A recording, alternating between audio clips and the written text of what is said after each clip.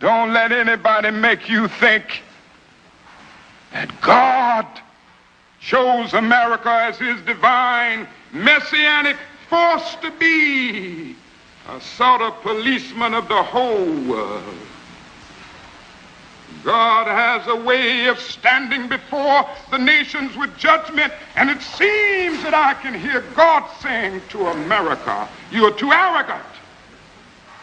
If you don't change your ways, I will rise up and break the backbone of your power, and I'll place it in the hands of a nation that doesn't even know my name. Be still and know that I'm God.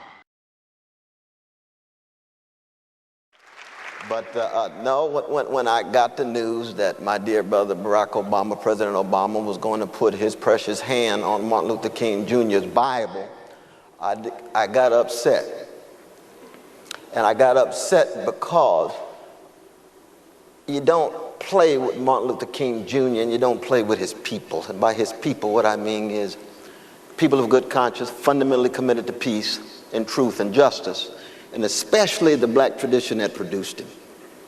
All the blood, sweat, and tears that went into producing a Martin Luther King Jr. generated a brother of such high decency and dignity that you don't use his prophetic fire as just a moment in a presidential pageantry without understanding the challenge that he presents to all of those in power, no matter what color they are.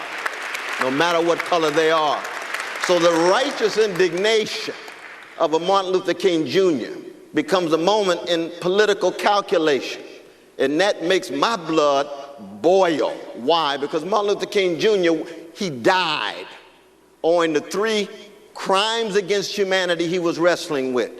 Jim Crow, traumatizing, terrorizing, stigmatizing black people, lynching and so forth, not just segregation, the way the press likes to talk about it.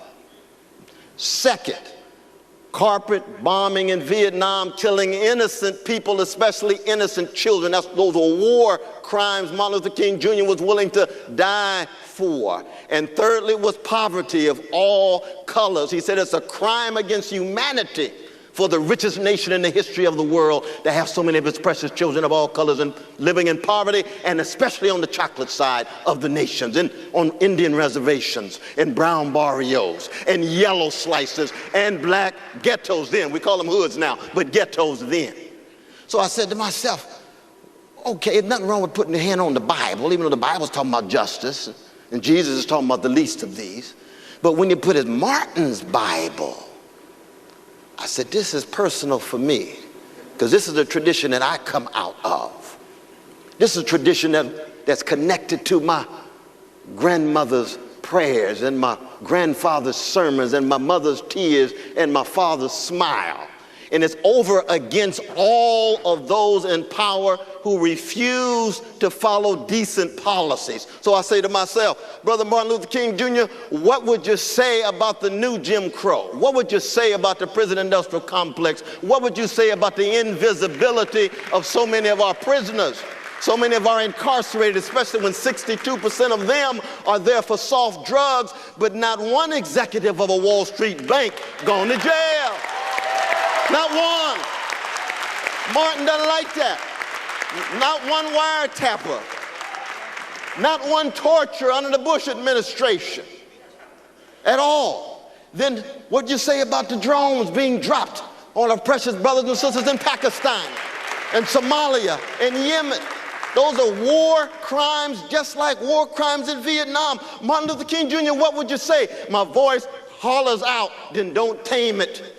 With your hand on his Bible, allow his prophetic voice to be heard. Martin, what would you say about the poverty in America now, beginning with the children and then the elderly, then our working folk and all colors, not just here, around the world? Don't hide and conceal his challenge. Don't tame his prophetic fire. So as much as I'm glad that Barack Obama won, I think that Brother Mitt Romney would have been a catastrophe, and I understand my Brother Newt told the truth of him about vampire capitalism, but that's true for the system as a whole, not just Mitt Romney in that regard.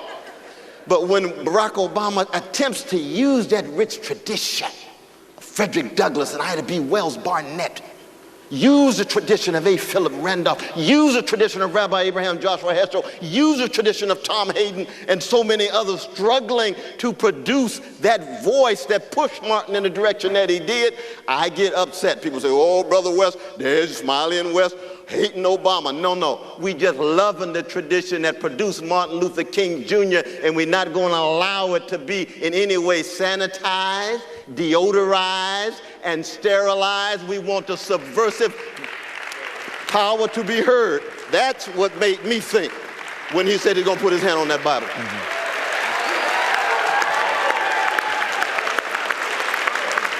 And I'm praying for him. I'm praying for him. As is Newt, both of us Christians, you Catholic, I'm Holy Ghost funky gut bucket Baptist, but we're praying for him. They're putting pressure on him. There's a time when the operation of the machine becomes so odious, makes you so sick at heart that you can't take part. You can't even passively take part.